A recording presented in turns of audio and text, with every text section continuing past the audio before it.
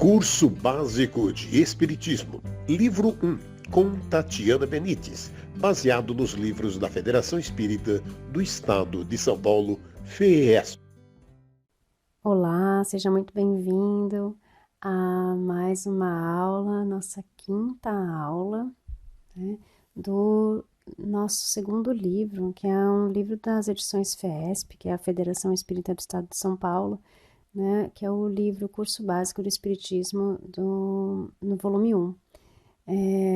Nessas primeiras aulas eu não falei muito sobre estudar os livros da doutrina, né, os livros da codificação, mas, assim como nos estudos do primeiro livro, né, volto a dizer o quanto é importante nós estudarmos a codificação espírita, que são os livros escritos por Allan Kardec, né?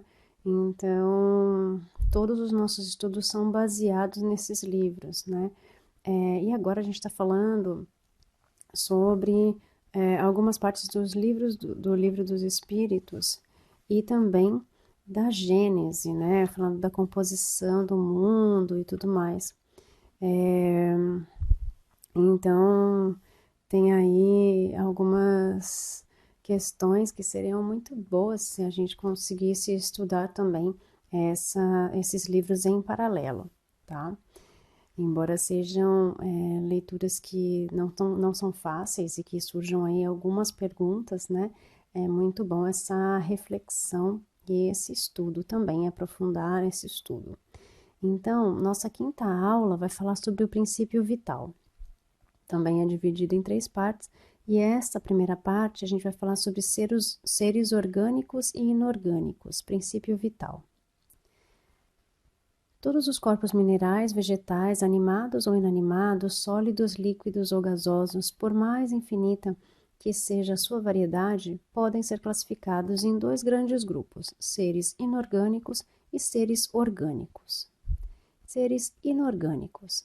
Seres inorgânicos são todos aqueles que não possuem vitalidade, nem movimentos próprios, sendo formados apenas pela agregação da matéria, os minerais, a água, o ar, etc. Livro dos Espíritos, livro 1, capítulo 4, item 1, introdução.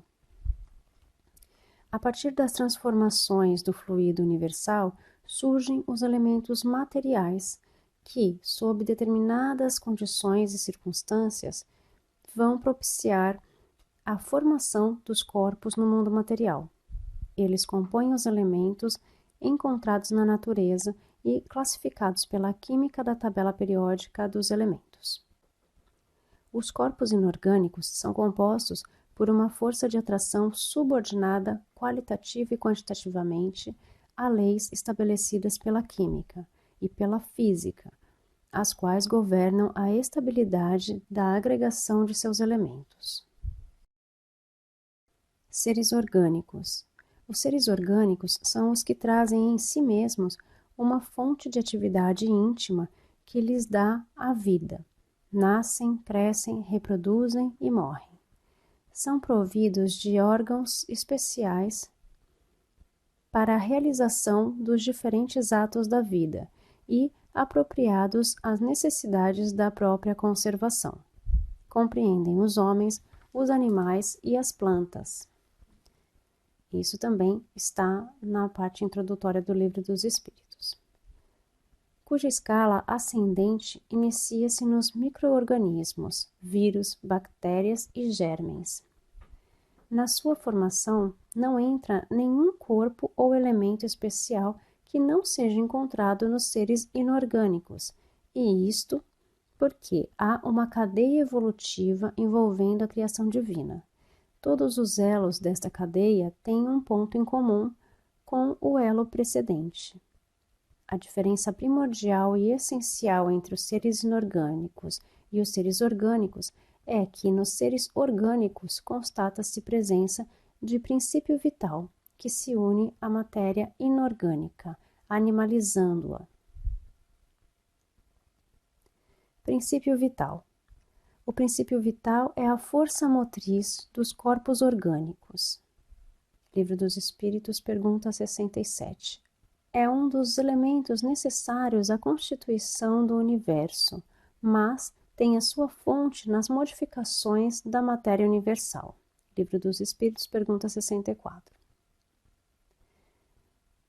Tomando como exemplo a fórmula carbono mais hidrogênio mais nitrogênio, tem-se como resultado uma substância inorgânica qualquer. Mas, se essa fórmula tiver condições adequadas para assimilar o princípio vital, haverá uma modificação na sua estrutura molecular, resultando, ao invés de uma molécula mineral, o surgimento de uma célula de matéria orgânica. O princípio vital é o mesmo para todos os seres orgânicos, porém sensivelmente modificado segundo as espécies. Livro dos Espíritos, pergunta 66. São sutis ajustes da mesma natureza dos que ocorrem no fluido universal, que se estendem também ao princípio vital, de modo a tipificar cada elemento ou cada célula dos seres orgânicos. Para se ter uma ideia de como o fluido universal pode apresentar formas diferenciadas, basta compará-lo aos sons emitidos por um piano. Ao se dedilhar as teclas, todos os sons da escala não passam de vibrações emitidas pelas cordas. Contudo, eles se diferenciam sensivelmente uns dos outros, sem se confundirem. E mais, esses mesmos sons emitidos por um outro instrumento podem até serem uníssonos, apresentando as mesmas frequências. Novamente, porém, mantém-se uma sutil assintonia, um timbre que permite identificar uma e outra fonte emissora. E ainda aqui, tais sons não se confundem, continuam diferenciados. A vida e a morte. A vida. Qual a causa da animalização da matéria? Sua união com o princípio vital. Livro dos Espíritos, pergunta 62. Ao mesmo tempo que o princípio vital atua sobre a matéria e por ela se deixa viabilizar, a matéria, por sua vez, também assimila e reage sobre este. Ambos repercutem magneticamente um sobre o outro, em igualdade de sintonia e intensidade. Vale dizer que, se de um lado ele impulsiona os órgãos deste corpo, ao mesmo tempo se desenvolve por força dessa ação. A morte. A causa da morte nos seres orgânicos é a exaustão dos órgãos. Livro dos Espíritos, pergunta 68. Isto ocorre quando a relação bionívoca entre o princípio vital e a matéria se quebra, cessando a harmonia. A química consegue fazer análise, decomposição e a síntese, que é a recomposição da grande maioria dos corpos inorgânicos e orgânicos. Contudo, ela jamais conseguiu, nem conseguirá reconstituir um ser vivente, porque o princípio vital se esvai do seu orgânico fenecido. No organismo morto, seja vegetal, seja animal, está extinto o princípio vital. A centelha divina, criadora da vida, nele não existe mais. É por isso que a química não consegue reconstituir os elementos formativos dos corpos orgânicos, porque, não existindo a causa, não lhe é possível reproduzir o efeito. Sobrevém então a morte e a matéria inerte se decompõe, retornando às suas origens no aguardo de uma nova oportunidade para formar outros organismos. Então, olha só, né? A gente tem a matéria, os seres inorgânicos e os seres orgânicos. E a diferença principal é que nos seres orgânicos nós temos o princípio vital, né? A gente vai falar mais sobre esse princípio vital mais lá na frente. Mas o que é o princípio vital? É o que dá a vida, né? O que dá a vida a nós, né? É o nosso espírito, né? Ou a nossa alma, né? É o princípio vital. Então, enquanto nós estamos com esse fluido conosco, né, nós temos a vida. Quando nós não temos mais esse princípio vital, nós não temos mais a vida, nós temos a morte. E como ele explica muito bem aqui, é que quimicamente, tirando esse fluido vital, não existe mais vida e a gente não consegue voltar e colocar o princípio vital ali de novo, né, o fluido vital ali de novo. Senão a gente conseguiria fazer com que essa pessoa revivesse, esse corpo físico, né, revivesse. E quimicamente isso não é possível. Bom, a segunda parte, o instinto e inteligência. Ao classificar os seres segundo o grau de evolução, podemos fazer a seguinte distinção. 1. Os seres inanimados, formados somente de matéria, sem vitalidade nem inteligência, são os corpos brutos. 2. Os seres animados, não pensantes, formados de matérias e dotados de vitalidade, mas desprovidos de inteligência. E 3. Os seres animados, pensantes, formados de matéria, dotados de vitalidade e tendo ainda um princípio inteligente que os leva a pensar. Livro dos Espíritos, pergunta 71. Instinto. No primeiro caso, os corpos brutos não possuem nenhuma manifestação de vitalidade ou de inteligência, caracterizam-se pela inércia. No segundo, os seres vivos, embora não considerados seres inteligentes, já manifestam um início de inteligência ainda rudimentar, que seria o instinto. Pode-se afirmar com efeito que o instinto é uma inteligência não racional. É por ele que todos os seres provêm as suas necessidades. Livro dos Espíritos, pergunta 73. É difícil assinalar onde acaba um e começa o outro, porque eles frequentemente se confundem, mas podemos muito bem distinguir os atos que pertencem ao instinto dos que pertencem à inteligência. Livro dos Espíritos, número 74. O instinto compreende um conjunto de atos involuntários e inconscientes. Todo ato maquinal é instintivo, enquanto a inteligência revela-se por atos voluntários, refletidos e premeditados segundo as circunstâncias. Já os atos instintivos não são refletidos nem premeditados. Quando o homem anda, o faz instintivamente, sem refletir nos seus próprios passos, mas desvia ao precisar transpor um obstáculo, quando precisa diminuir ou acelerar seu passo, e etc. O impulso involuntário do movimento é um ato instintivo, enquanto que a direção calculada do movimento vem a ser o ato inteligente. O instinto predomina no ser humano com exclusividade no início da sua vida. É a própria expressão infantil que faz dar os primeiros passos em direção à sua maturidade. A tendência são as manifestações instintivas enfraquecerem-se pela predominância da inteligência, mas ele estará sempre presente. O instinto varia em suas manifestações segundo as espécies e suas necessidades.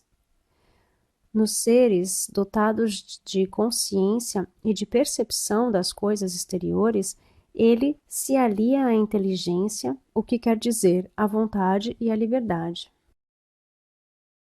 Inteligência. Não se pode tomar inteligência como sendo um atributo do princípio vital, pois as plantas vivem e não pensam, não tendo mais que vida orgânica. Livro dos Espíritos, pergunta 71. É assim que existem seres animados não pensantes e seres animados pensantes, sendo que esses últimos possuem, de forma manifesta, o princípio inteligente que lhes dá a faculdade de pensar. A inteligência é uma faculdade especial, própria de certas classes de seres orgânicos, aos quais dá, com o pensamento, a vontade de agir, a consciência de sua existência e de sua individualidade, assim como os meios de estabelecer relações com o mundo exterior e de prover suas necessidades. Livro dos Espíritos, pergunta 71. Efetivamente, somente os espíritos, enquanto individualizações, podem ser considerados seres inteligentes na criação, pois podem conhecer e refletir sobre o mundo exterior em que vivem, e possuem, sobretudo, consciência de si mesmos, de sua existência e de sua individualidade. É assim que a biologia denomina o homem como sapiens sapiens, ou seja, o ser que sabe, que reflexiona a inteligência sobre si mesma. Com efeito, a consciência lhe confere o atributo da vontade e da liberdade, o que difere especificamente dos outros seres naturais do mesmo gênero. Então, vamos lá. Instinto e inteligência, né? Eu acho que ficou claro, não tem muito o que explicar, né? Que nós somos seres dotados de instinto, mas que nós também temos o princípio inteligente, né?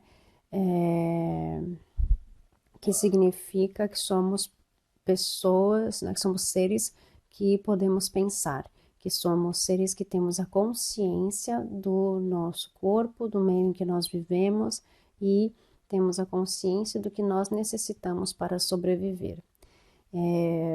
Além de termos o instinto. Temos outros seres que têm só a parte instintiva, que seriam os animais, né? E nós também temos outros seres que são animados, né? Que são os vegetais, por exemplo, que também têm vida, mas que não têm o princípio inteligente. Então, essas são as diferenças entre os seres aí do nosso planeta. E a terceira parte, que fala as condições e eficácia da prece. O que quer que seja que pedirdes na prece, crede que obtereis, e vos será concedido.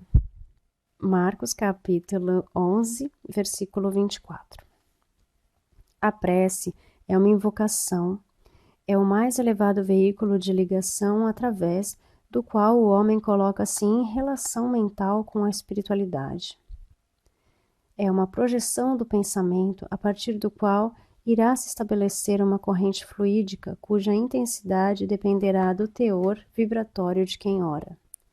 E nisto reside o seu poder e o seu alcance, pois nesta relação fluídica o homem atrai para si a ajuda dos espíritos superiores a lhe inspirar bons pensamentos.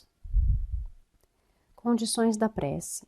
Jesus Cristo fez entender claramente que quando alguém ora, não é preciso colocar-se em evidência. A prece deve ser feita em segredo, no recôndito da consciência e em profunda meditação. Não é necessário que ela seja proferida repetidamente. Preces prolongadas ou repetidas, e mesmo proferidas em idioma estranho, tornam-se fastidiosas e muitas vezes delas não participam o pensamento e o coração.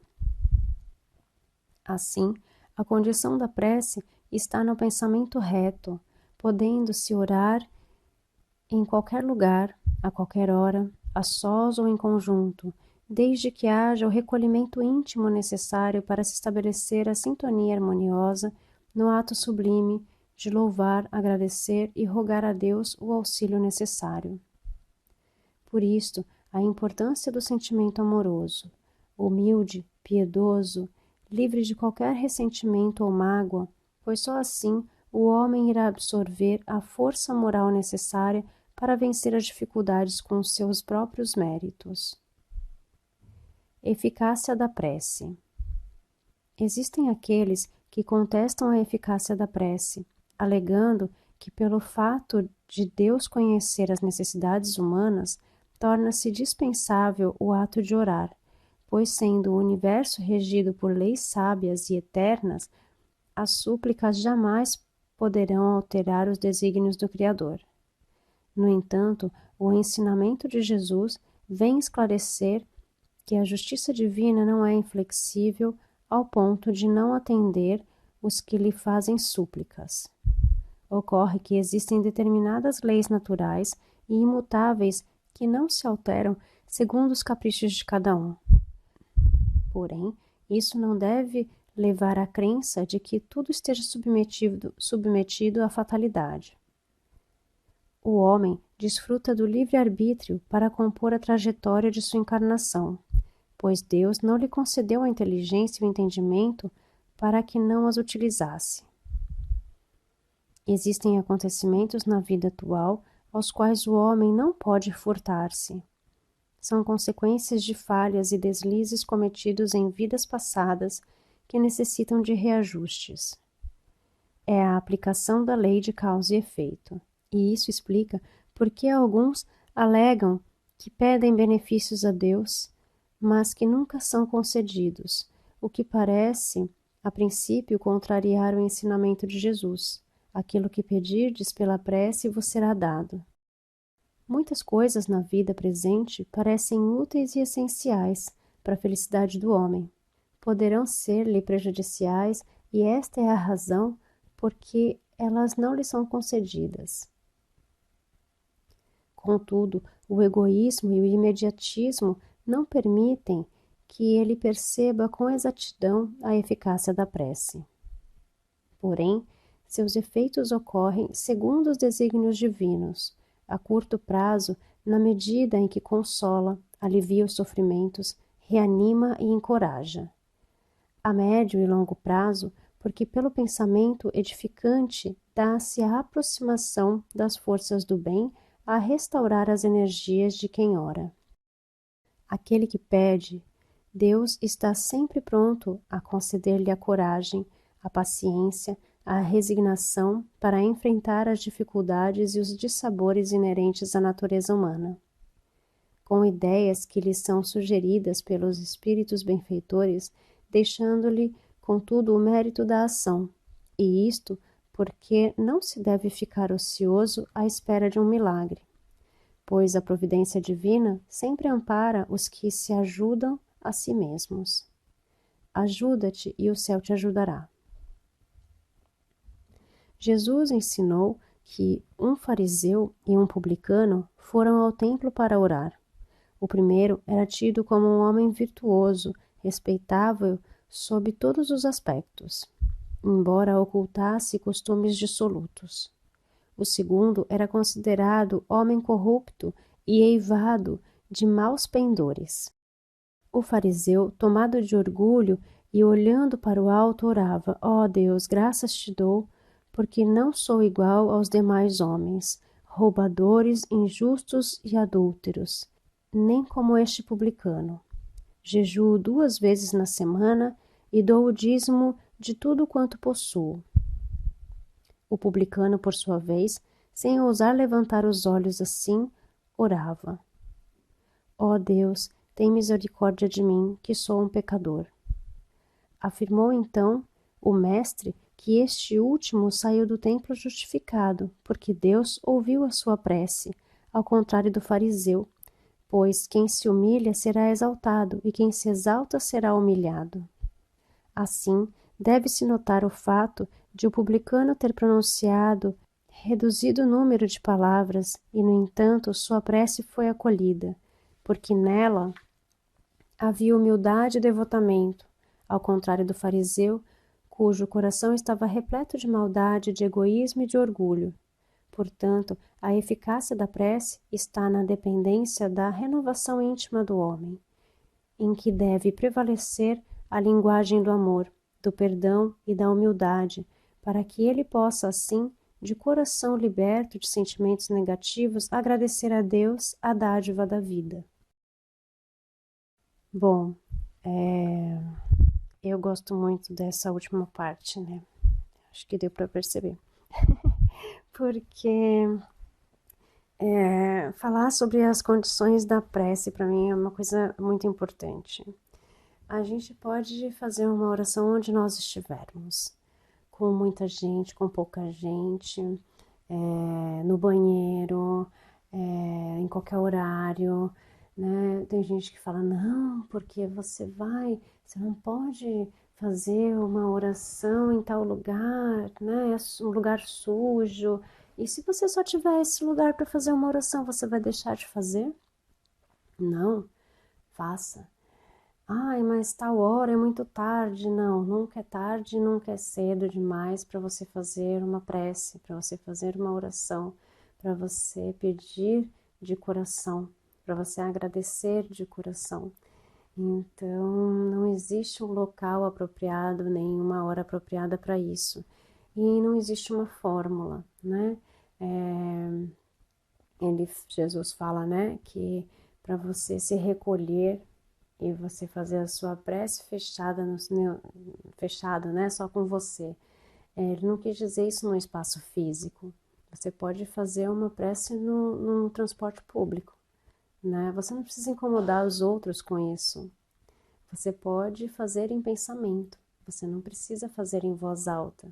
Há pessoas que não querem fazer essa prece com você, ou que não querem fazer com as suas palavras.